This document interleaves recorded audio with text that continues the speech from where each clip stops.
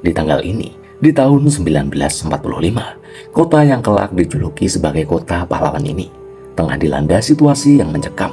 Saat itu bala tentara Eropa datang membawa ancaman. Setelah proklamasi dikumandangkan pada tanggal 17 Agustus 1945, nyatanya Indonesia belum sepenuhnya terbebas dari penjajah. 19 September 1945, warga Surabaya kala itu dibuat geram lantaran bendera Belanda dikibarkan di Hotel Yamato. Pihak Indonesia kemudian meminta Belanda menurunkan bendera itu, namun Belanda menolaknya. Gagal dalam berunding, Hotel Yamato pun lalu diserbu oleh para pemuda, sehingga terjadi bentrokan. Beberapa pemuda berhasil memanjat atap hotel dan menurunkan bendera Belanda. Kemudian mereka merobek warna biru pada bendera dan mengibarkan kembali sebagai bendera merah putih.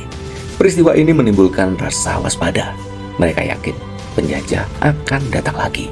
Dan benar, tak lama kemudian pasukan sekutu datang. Awal kedatangannya mereka mengaku di pihak yang netral, tidak memihak siapapun. Namun, warga Indonesia kala itu tak serta-merta langsung mempercayainya, takut kalau mereka membonceng Belanda dari belakang. Sejak kedatangan tentara sekutu, memang sering terjadi konflik antara kedua belah pihak. Dan puncaknya terjadi pada tanggal 30 Oktober 1945. Brigadir Jenderal AWS Malabi terbunuh, dan hal ini membuat Inggris marah besar. Inggris memberikan ultimatum jika warga Surabaya menolaknya, mereka akan mengarahkan kekuatan penuh untuk membumi hanguskan Surabaya. Ultimatum tersebut isinya antara lain, yang pertama, pemimpin Indonesia di Surabaya harus melaporkan diri.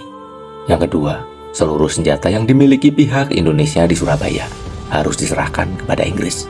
Yang ketiga, para pemimpin Indonesia di Surabaya harus datang selambat-lambatnya pada tanggal 10 November 1945, pukul 6 pagi, pada tempat yang telah ditentukan dan bersedia menandatangani pernyataan menyerah tanpa syarat.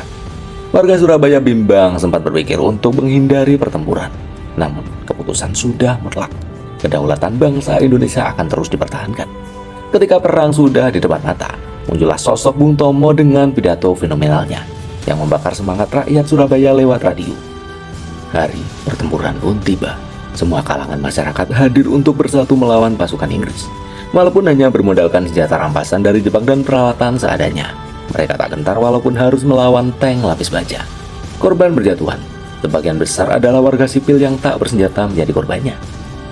Hingga akhirnya pun perang berakhir, dan Inggris yang pernah menjadi bagian dari Perang Dunia Kedua menganggap kalau pertempuran di Surabaya adalah neraka di Jawa Timur. Dan hingga sekarang, hari itu diperingati sebagai Hari Pahlawan. Selamat Hari Pahlawan, tanggal 10 November. Jadi, mau ke tempat bersejarah mana lagi kita?